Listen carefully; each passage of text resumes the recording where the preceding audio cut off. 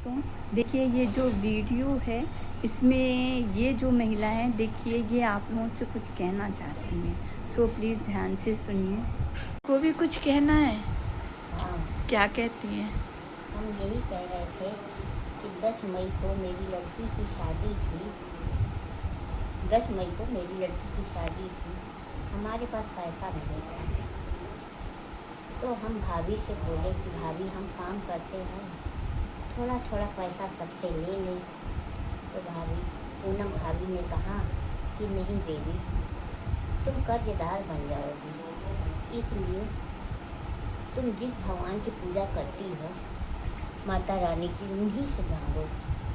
अगर घर से किसी से पैसा मांगोगी तो कर्जदार बन जाओगी। इसलिए हमने पूनम भाभी का बात मान लिया। भाभी जो राय देती हैं अच्छा ही देती हैं, इसीलिए हम उनकी बात मानते हैं। और हमने भाभी की बात मान के, पूनम भाभी की बात मान के, हमने किसी से भी एक पैसा कर्ज नहीं लिया और हमने अपनी बेटी की शादी की और बस माता रानी का भरोसा किया। माता रानी ने हमको कहाँ से इतना पैसा दे रही थी कि हम खुद नहीं समझ पाए। और मेरी बेटी की शादी बहुत अच्छे से, धूमधाम से, अच्छे से हो गई। इसीलिए हम पूनम भाभी की बात हमेशा मानते हैं। जो भी हमारे पास हमको कोई भी राय बात लेना होता है, कोई भी, तो हम पूनम भाभी से ही पूछते हैं। वो अच्छा भी राय बताती हैं, अच्छा रास्ता बताते हैं। और कोई भी सभी को जो भी पूछता है सबको पूनम भाभी अच्छा ही रास्ता बताते हैं। इसीलिए हम बस उन्हीं की बात मानते हैं। जब भी हमको कोई कष्ट होता है, कोई भी बात होती है, हम पूनम भाभी से ही पूछते हैं हमेशा। और आज हम उन्हीं के लिए बेटी की शादी धूमधाम से होने के बाद आज हम किसी का कर्जदार नहीं हैं। आज भाभी की बात, पूनम भाभी की बात मान के ही आज हम यहाँ बिल्कुल निश्चिंत और अच्छे से बैठे थे। और इज्जत से कमा खा रही हो कि नहीं? इज्जत से कमा खा रहे हैं भाभी। अब कोई टेंशन है? कोई टेंशन नहीं है पूनम भाभी। अब आज भी कोई रात अब राय बात खुश हो? नहीं। खुश है पूनम भाभी, हम बहुत खुश हैं। ठीक है, भगवान आपको यूं ही खुश रखे। नमस्ते। एक दिन मेरी काम वाली मेरे पास आई और बहुत ही दुखी थी। उसका काम में मन नहीं लग रहा था, तो मैंने पूछा कि क्या हुआ बेबी, आज तुम ऐसे क्यों बैठी हो, क्यों तुम एकदम ढीली ढीली सी दिखाई दे रही हो? तो उसने कहा कि भाभी आज मेरा मन नहीं लग रहा है, अगले महीने मेरी बेटी की शादी है और मेरे पास एक भी पैसा नहीं ना। कहते है मैं सोचती हूँ कि हर काम पर अपने सबसे 10-20 हज़ार 50 हज़ार जो जितना दे उतना उधार ले लूँ।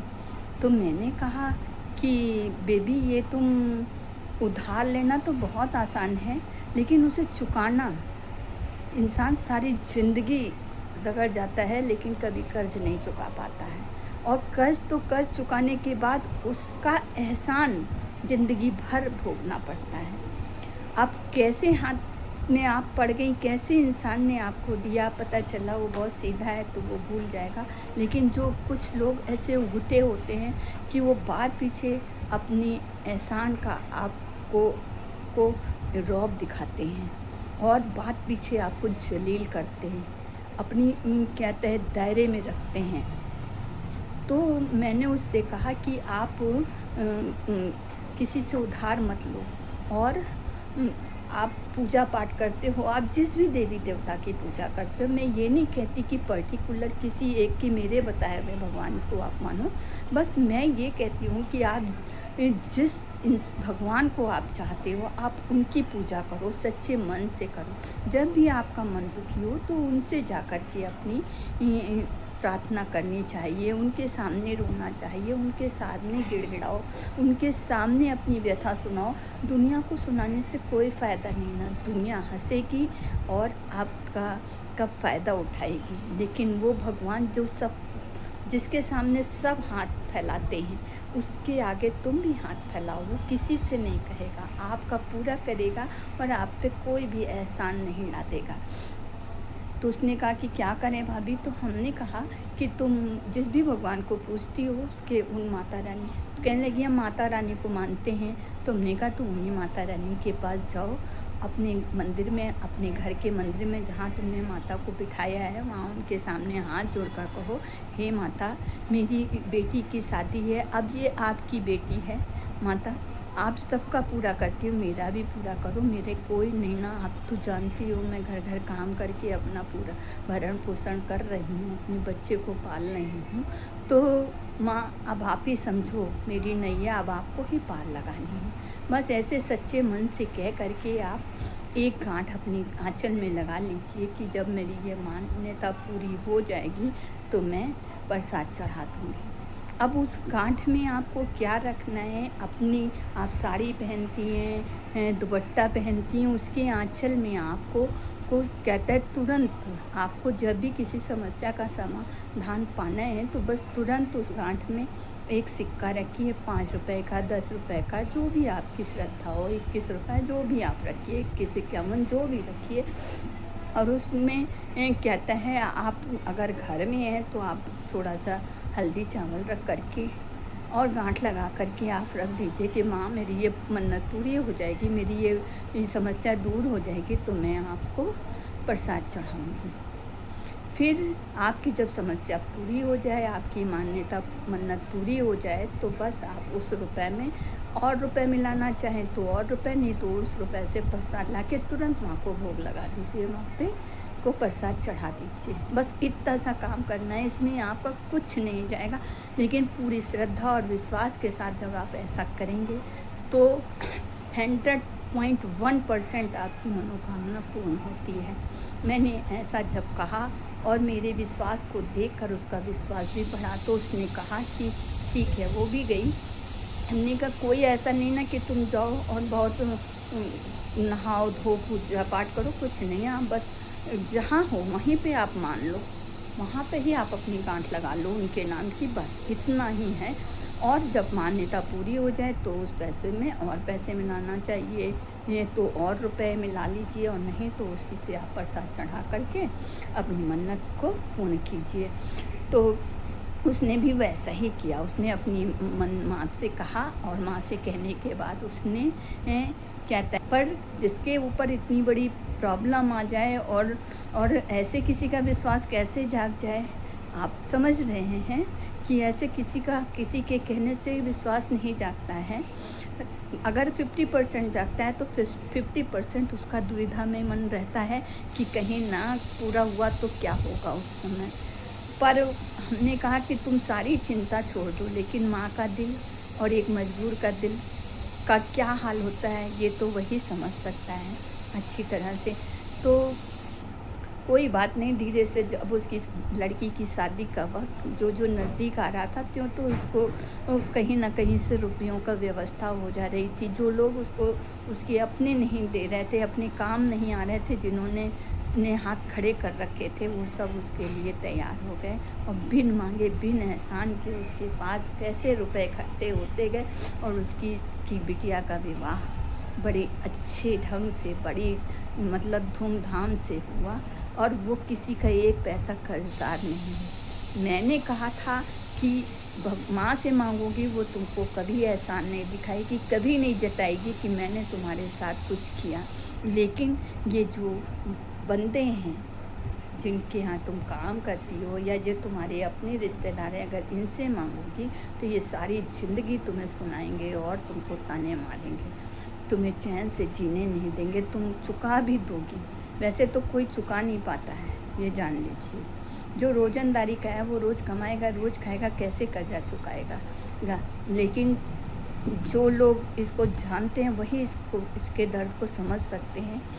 उसने भी यही किया। आज वो एकदम खुश है और हमसे कई बार बोली कि भाभी आपके कारण मैंने किसी से नहीं मांगा और आज मैं सर उठा करके चैन से जी रही हूँ, कोई के एहसान में नहीं हूँ, किसी पर कोई हमारे मन में किसी प्रकार का कोई बोझ नहीं ना, और ना किसी का कोई एहसान है कि कोई मुझे ये सुना सके कि तुम्हारे समय पर मैंने तुम्हें दिया था, मैंने तुम्हें दिया था। तुमको ये करना है या तुम्हें मेरा कहना मानना है।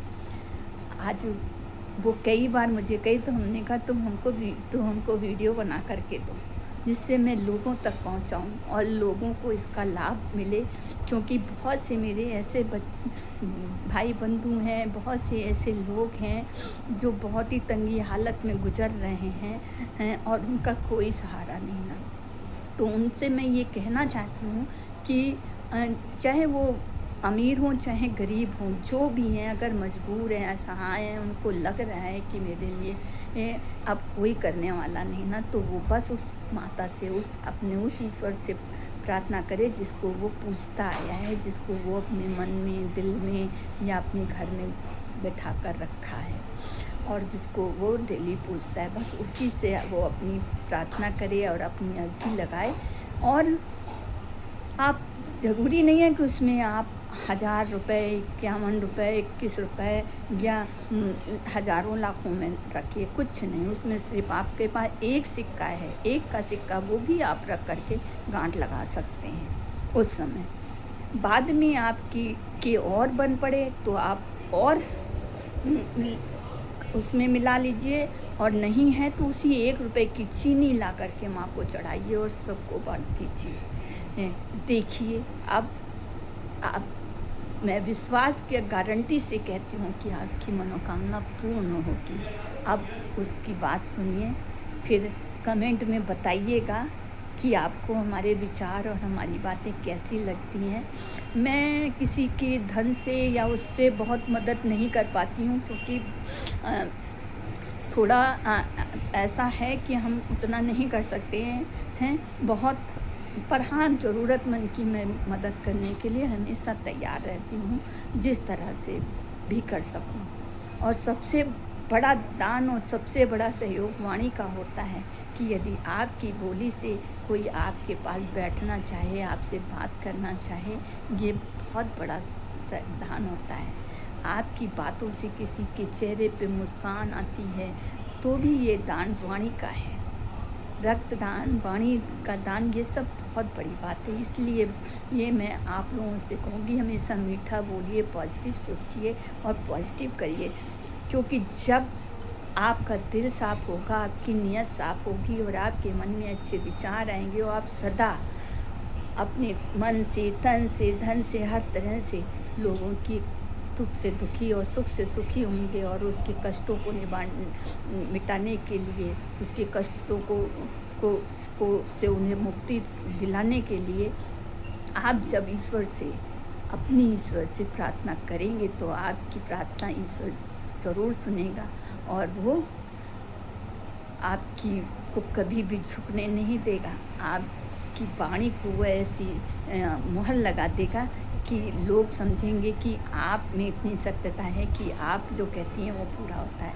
लेकिन ये बिल्कुल गलत है, ये इंसान का भ्रम है। करने वाला वो है, सिर्फ नाम मेरा होता है, कराता वो है, सिर्फ जरिया हमको बनाता है। इसलिए कभी भी घमंड मत कीजिएगा और अच्छा बोलिए, अच्छा करिए, अच्छा सोचिए। सिर्फ ये ना सोचिए कि मेरे पास धन नहीं है या मेरे पास ये साधन नहीं है, मैं कैसे पुण्य कर्म करूं। पुण्य कर्म करने के लिए धन और बड़ा मकान, बड़ा घर, बहुत ढेर सारा धन या बहुत कपड़े, ये सब होना ही बहुत ज़रूरी नहीं ना। आप 2 कपड़े पहनिए, अगर एक से किसी का तन ढकता है तो उसे दे दीजिए। आप 2 रोटी खा रहे हैं, अगर 1 रोटी आप कम खा लेंगे आपका कुछ नहीं जाएगा, लेकिन वो जो भूखा है उसका भला हो जाएगा। तो ये भी बहुत बड़ा दान है।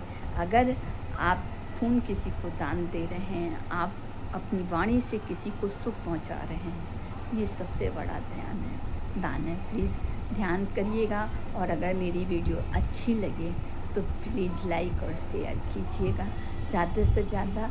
और इसी तरह पॉजिटिव वेव्स के साथ, पॉजिटिव सोच के साथ मैं आपसे सदा जुड़ूंगी और आपके समक्ष आती रहूंगी। एक नई विचार और नई वीडियो लेकर के आऊंगी जो मैंने खुद भोगी है या मैंने लोगों को बताया है और वो हुई है। तो थैंक यू फॉर वॉचिंग और मुझे सपोर्ट ज़्यादा से ज़्यादा कीजिए। Thank you. आपको कुछ कहना है? हाँ, बोलिए, क्या कहना चाहती हैं? मेरी लड़की की शादी थी 10 मई को। मेरी लड़की की शादी थी 10 मई को। हम भाभी से यही कहते थे कि भाभी हमारे पास पैसा नहीं है इतना, तुम बेटी कितना शादी कर सके। लेकिन भाभी ने कहा कि नहीं, हमने कहा कि सबसे थोड़ा थोड़ा पैसा काम पे ले लें और अपनी बेटी की शादी के लिए। तो भाभी ने कहा कि नहीं, तुम कर्जदार हो जाओगे, पैसा नहीं मांगना। तो हमने अब भाभी का बात मान लिया और हमने अपनी भाभी की बात मान के हमने कहा कि हम, भाभी ने ये भी कहा कि तुम माता रानी की पूजा करती हो, तुमको जो मांगना है अपनी माँ से मांगो, दूसरों से मांगोगी कर्जदार बन जाओगी, इसलिए माँ से ही मांगना है, जो मांगना है माँ से मांगो, वही सब कुछ देंगी। हमने भाभी की बात मान ली और इसके बाद हम मेरी बेटी की शादी हुई। इतना माता रानी ने हमको कहाँ से आ रहा पैसा हमको खुद नहीं मालूम, इधर से आ रहा उधर से आ रहा, माता रानी पता नहीं कहाँ से हमें इतना देती गई कि मेरी बेटी की शादी इतनी धूमधाम, इतनी अच्छे से शादी हुई कि हमको पता भी नहीं चला। इसलिए हमें कोई भी बात वो होती है, हम भाभी से ही बात अपनी राय बात बना पूछते हैं। और आज हम उन्हीं भाभी की बात मान के किसी का कर्जदार नहीं है और ना हमें कोई टेंशन है आज। हम बहुत खुश हैं।